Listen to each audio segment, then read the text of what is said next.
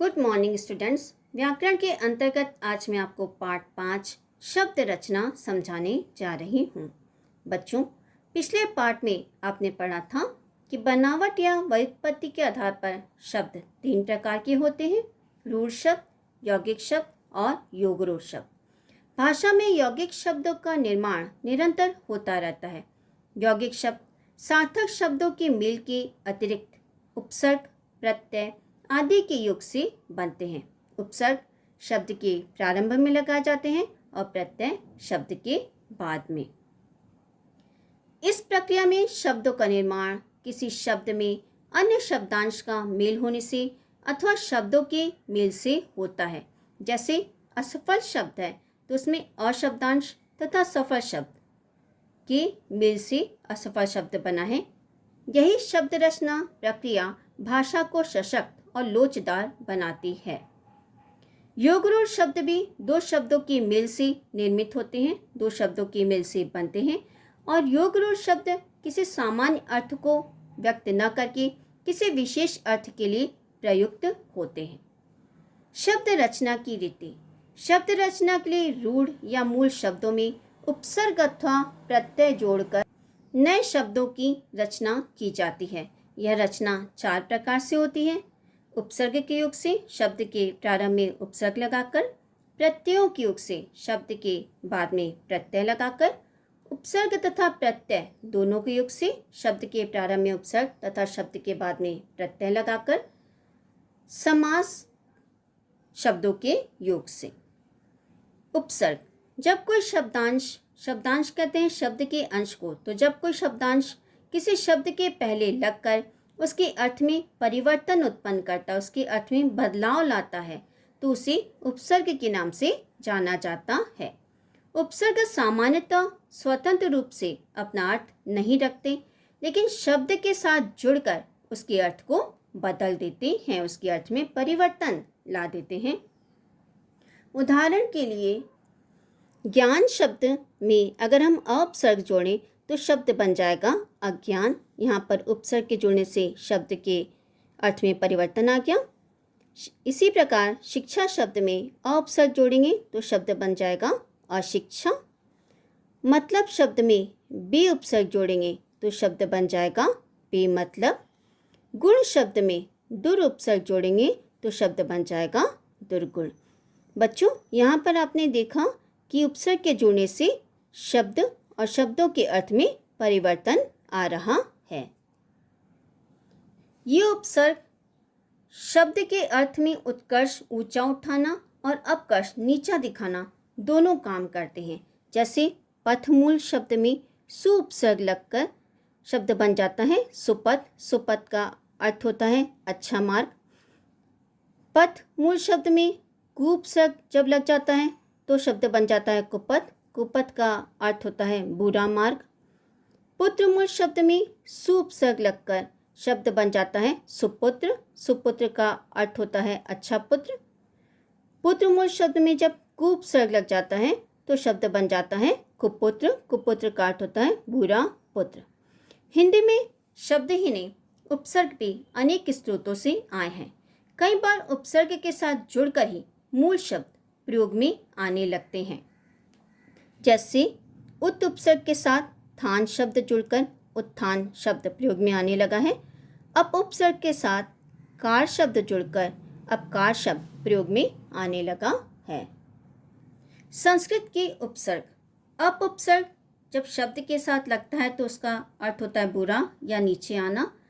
जो शब्द अप उपसर्ग के साथ प्रयुक्त किए जाते हैं वे हैं शब्द, व्यय, मान, शकुन, कीर्ति, हरण आदि।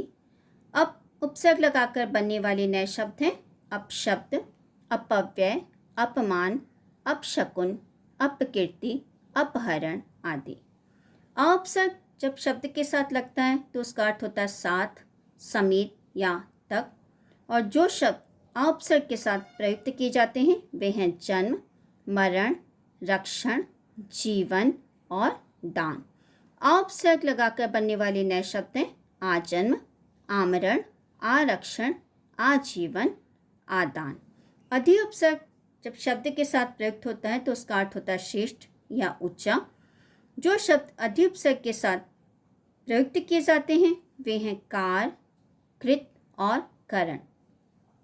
अधिउपसर्ग लगकर बनने वाले नए शब्द हैं अधिकार, अधिकृत और अधिकरण। अनुपसर्ग जब शब्द के साथ लगता है तो उसका अर्थ होता है पीछे या समान। जो शब्द अनुपसर्ग के साथ प्रयुक्त किए जाते हैं वे हैं राग, रूप, वाद, भव, कूल, शासन, सार, मान और पात। अनुपसर्ग लगाकर बनने वाले नए शब्द हैं अनुराग, अनुरूप, अनुवाद, अनुभव, अनुकूल, अनुशासन, अनुसार, अनुमान और अनुपात। अति उपसर्ग जब शब्द के साथ लगता है तो उसका अर्थ होता है अधिक। जो शब्द अति उपसर्ग के साथ प्रयुक्त किए जाते हैं वे हैं कोमल, कठोर, पावन, विशिष्ट, रिक्त और क्षय। अति उपसर्ग लगाकर बनने वाले नए शब्द हैं अति कोमल, अति कठोर, अति पावन, अति विशिष्ट, अतिरिक्त और अतिशय। अभिउपसर्ग जब शब्द के साथ प्रयुक्त होता है तो उसका अर्थ होता है पास, निकट या सामने। जो शब्द अभिउपसर्ग के साथ प्रयोग में लाए जाते हैं वे हैं मान, शाप, नव, योग और प्राय। अभिउपसर्ग से बनने वाले नए शब्द हैं अभिमान, अभिशाप, अभिनव, अभियोग और अभिप्राय। अवउपसर्ग जब शब्द के साथ प्रयोग में लाया जाता है तो उसका अर्थ होता है बुरा या नीचे। जो शब्द अवउपसर्ग के साथ प्रयुक्त होते हैं वे हैं गुण, धारणा, मूल्यन, तरण और मानना। अवउपसर्ग लगाकर बनने वाले नए शब्द हैं अवगुण, अवधारणा, अवमूल्यन, अवतरण और अवमानना। उत्उपसर्ग जब शब्द के साथ प्रयुक्त किया जाता है तो उसका अर्थ होता है श्रेष्ठ, ऊंचा या ऊपर। जो शब्द उत्उपसर्ग के साथ प्रयुक्त किए जाते हैं वे हैं कर्ष, तम, साहा, थान और पात। उत्उपसर्ग से बनने वाले नए शब्द हैं उत्कर्ष, उत्तम, उत्साह, उत्थान और उत्पात। उपउपसर्ग जब शब्द के साथ प्रयुक्त किया जाता है तो उसका अर्थ होता है छोटा या सामने। जो शब्द उपउपसर्ग के साथ प्रयुक्त किए जाते हैं वे हैं स्थित, वन, कार, ग्रह, मंत्री और वाक्य। उपउपसर्ग से बनने वाले नए शब्द हैं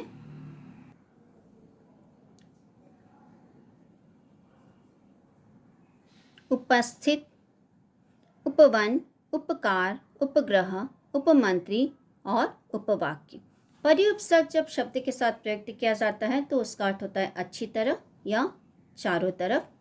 जो शब्द परिउपसर्ग के साथ प्रयुक्त किए जाते हैं वे हैं चालक, श्रम और पूर्ण।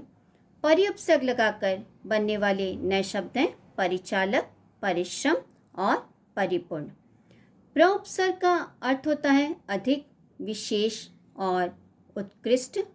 जो शब्द प्रउपसर्ग के साथ प्रयुक्त किए जाते हैं वे हैं बल, गति, भाव, यत्न, योग और कार।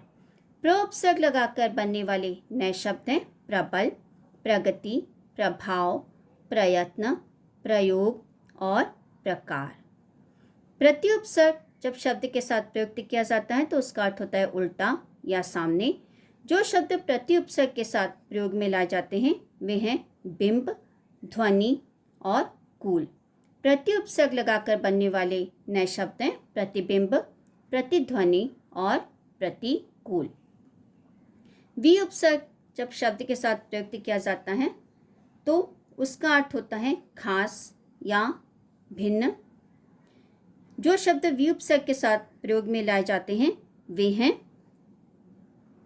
भिन्न, ज्ञान और जय। विउपसर्ग से बनने वाले नए शब्द हैं विभिन्न, विज्ञान, विजय, विपक्ष, विवाद और विक्रय। चिरुपसर्ग जब शब्द के साथ प्रयुक्त किया जाता है तो उसका अर्थ होता है स्थायी। और जो शब्द चिरुपसर्ग के साथ प्रयोग में लाए जाते हैं वे हैं काल, कुमार, परिचित और स्थायी। चिरुपसर्ग से बनने वाले नए शब्द हैं चिरकाल, चिरकुमार, चिरपरिचित और चिरस्थायी। सत उपसर्ग का अर्थ होता है अच्छा या अच्छी। जो शब्द सत उपसर्ग के साथ प्रयोग में लाए जाते हैं वे हैं संगति, संग, कर्म, पुरुष, गति, भाव, गुण और विचार। सत उपसर्ग से बनने वाले नए शब्द हैं सत्संगति, सत्संग, सत्कर्म, सत्पुरुष, सद्गति, सद्भाव, सद्गुण और सद्विचार। औपसर्ग जब शब्द के साथ प्रयुक्त किया जाता है तो उसका अर्थ होता है बिना। जो शब्द औपसर्ग के साथ प्रयोग में लाए जाते हैं वे हैं ज्ञान, धर्म और काल, शिक्षा, हिंसा और नाथ। औपसर्ग लगाकर बनने वाले नए शब्द अज्ञान, अधर्म, अकाल, अशिक्षा, अहिंसा और अनाथ। सम उपसर्ग जब शब्द के साथ में प्रयुक्त किया जाता है तो उसका अर्थ होता है संयोग या समान। जो शब्द सम उपसर्ग के साथ प्रयोग में लाए जाते हैं वे हैं वाद और पूर्ण। सम उपसर्ग लगाकर बनने वाले नए शब्द हैं संवाद और संपूर्ण। दुर या दुस उपसर्ग जब शब्द के साथ में प्रयोग किया जाता है तो उसका अर्थ होता है बुरा या कठिन। जो शब्द दुर या दुस उपसर्ग के साथ प्रयोग में लाए जाते हैं वे हैं भाग्य, गुण, गम, घटना, दशा, साहस, परिणाम और गंध। दुर या दुस उपसर्ग से बनने वाले नए शब्द हैं दुर्भाग्य, दुर्गुण, दुर्गम, दुर्घटना, दुर्दशा, दुस्साहस, दुष्परिणाम और दुर्गंध। परा उपसर्ग का अर्थ होता है परे, पीछे या विपरीत। जो शब्द परा उपसर्ग के साथ प्रयुक्त किए जाते हैं वे हैं जय, अधीन, भव, क्रम और जित। परा उपसर्ग से बनने वाले नए शब्द हैं पराजय, पराधीन, पराभव, पराक्रम और पराजित। स्व उपसर्ग जब शब्द के साथ प्रयुक्त किया जाता है तो उसका अर्थ होता है अपना। जो शब्द स्व उपसर्ग के साथ प्रयोग में लाए जाते हैं वे हैं देश, राज्य और अभिमान। स्व उपसर्ग लगाकर बनने वाले नए शब्द हैं स्वदेश, स्वराज और स्वाभिमान। परि उपसर्ग जब शब्द के साथ प्रयुक्त किया जाता है तो उसका अर्थ होता है चारों ओर। जो शब्द परि उपसर्ग के साथ प्रयुक्त किए जाते हैं वे हैं पूर्ण, वार और क्रमा। परि उपसर्ग लगाकर बनने वाले नए शब्द हैं परिपूर्ण, परिवार और परिक्रमा। पुनः और स्वयं अब शब्दांश या उपसर्ग की भूमिका न निभाकर पूर्ण अर्थ देने वाले शब्द की तरह प्रयोग होने लगे हैं। पहले इनका उपसर्ग की तरह प्रयोग किया जाता था। बच्चों, आज का पाठ मैं यहीं समाप्त करती हूँ। इसके आगे का पाठ मैं आपको अगले वीडियो में समझाऊंगी।